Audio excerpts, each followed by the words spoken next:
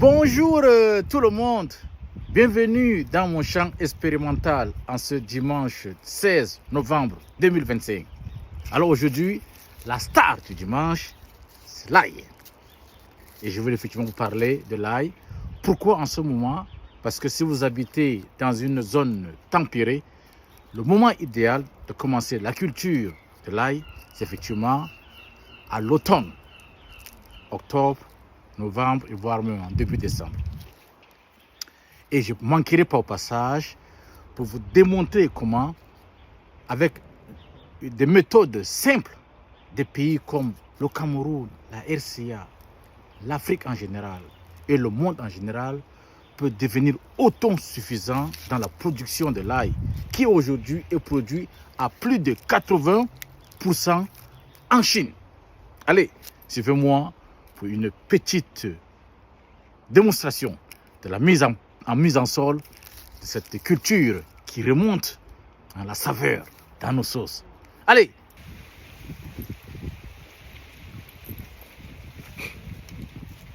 Alors ici j'ai sur la main une tête d'ail, ou alors une bulbe, c'est l'appelons une bulbe, voilà, avec des gousses bien formées. Donc tout ce qu'il y a à faire, c'est aussi très facile à faire pour planter l'ail. Vous prenez une gousse, ou bien alors un caillou que vous allez enfoncer dans le sol à maximum 10 mm, pas plus dans le sol. Voilà. Et de préférence, vous prenez toutes les gousses qui sont à la périphérie, les grosses. Plus la gousse elle est grosse, plus vous aurez une grosse tête, ou alors une grosse tête d'ail à la récolte. Les petits cailloux ou bien les petites gousses, de préférence, laissez-les à côté, comme ceci là. Ça c'est tout petit. Si vous les plantez, vous aurez des très petites gousses, des très petites têtes. Voilà. Mais si vous êtes en rupture de semences, allez-y, n'hésitez pas. Voilà.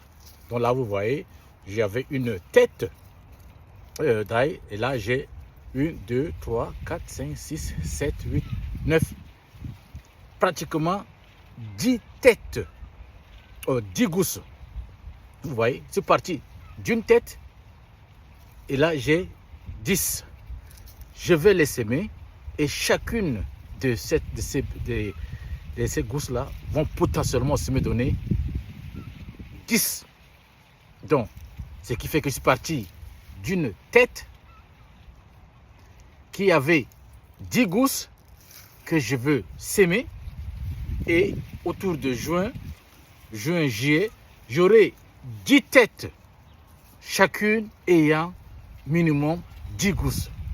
Vous voyez comment rapidement on devient autonome dans la production de l'ail. Allez, voici donc mes gousses que je vais mettre dans le sol.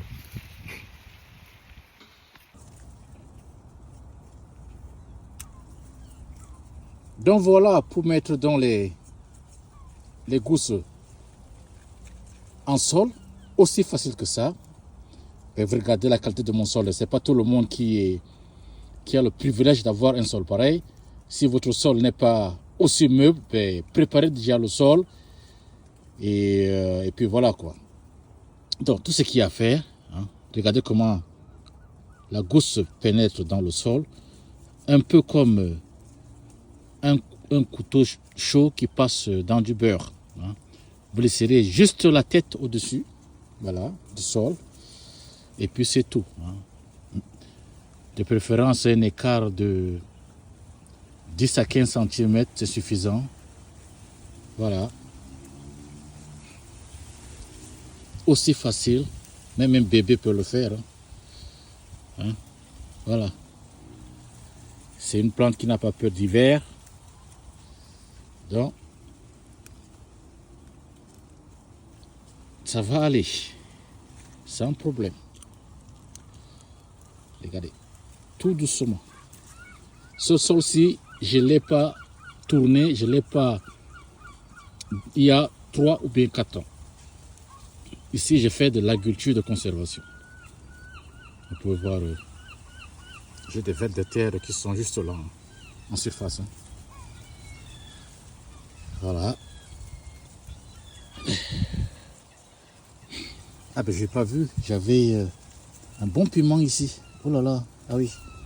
Ça, je vais le cueillir pour la sauce de ce soir. Allez. Hein, vous voyez, hein?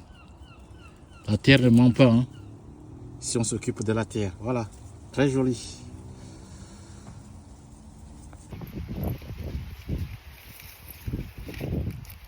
Alors, comme vous savez, une réussite agricole commence aussi par des bonnes semences.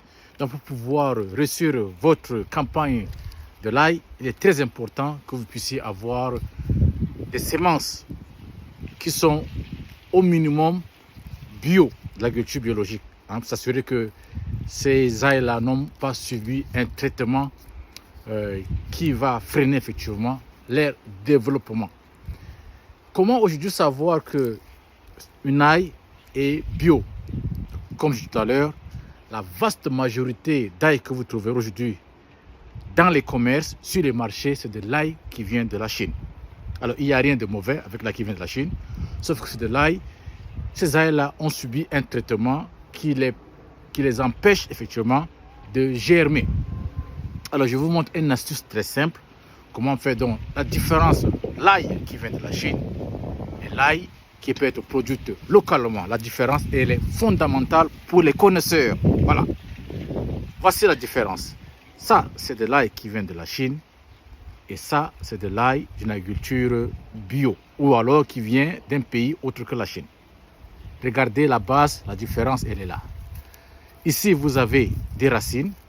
Hein. Ici, vous n'en avez pas.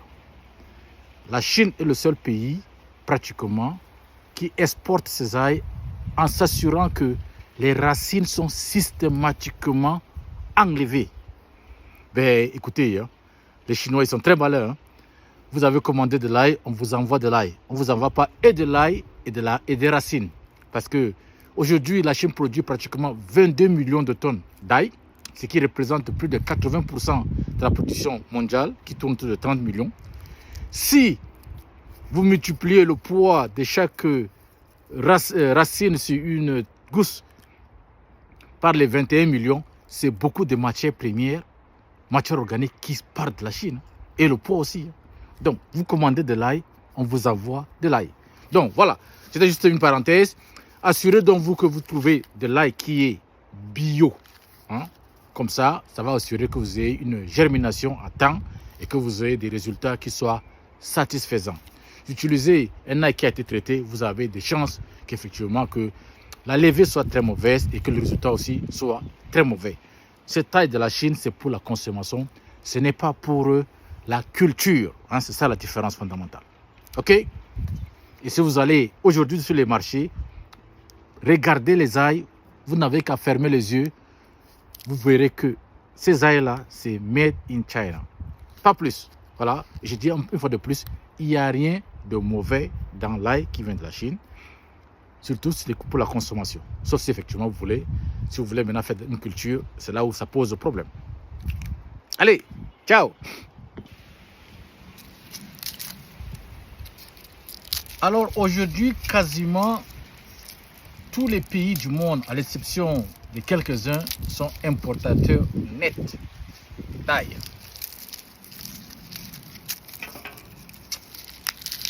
Et les pays africains ne font pas l'exception. D'ailleurs, ils sont parmi les plus gros importateurs.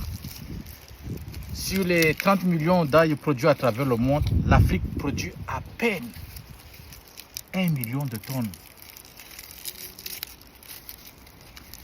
Et sur les 1 million, il y a un pays du désert, l'Égypte, qui produit pratiquement la moitié. Ah oui. D'ailleurs, sur les 10 gros producteurs d'ail en Afrique, 8 pays viennent soit du désert, soit des pays du Sahel.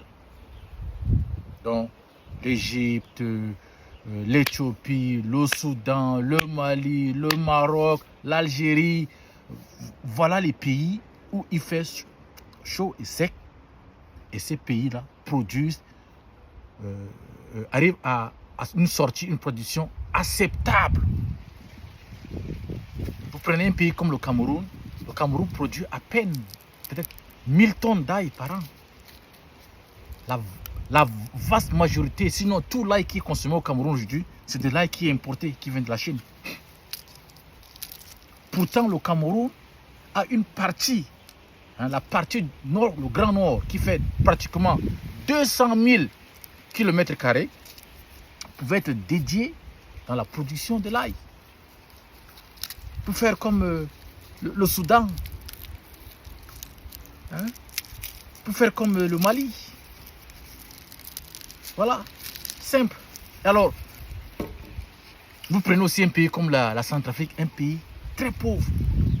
Vous allez sur le marché en RCA, tout l'ail qui est vendu là-bas en RCA, c'est de l'ail importé, qui vient de la Chine, du fin fond du monde, pour venir nourrir des gens qui sont pauvres, alors qu'ils ont le soleil, ils ont l'eau, ils ont les terres en abondance.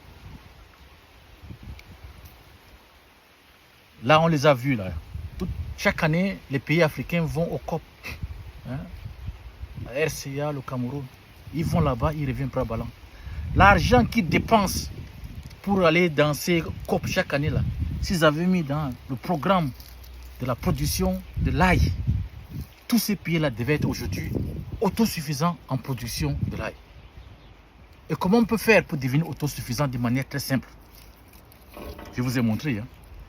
Vous avez ici une tête d'ail qui a 10 gousses.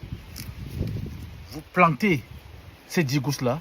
L'année prochaine, vous aurez 10 têtes. Chacune d'elles aura 10 gousses. Alors, si vous prenez 20 millions de Camerounais, les familles, chaque famille met seulement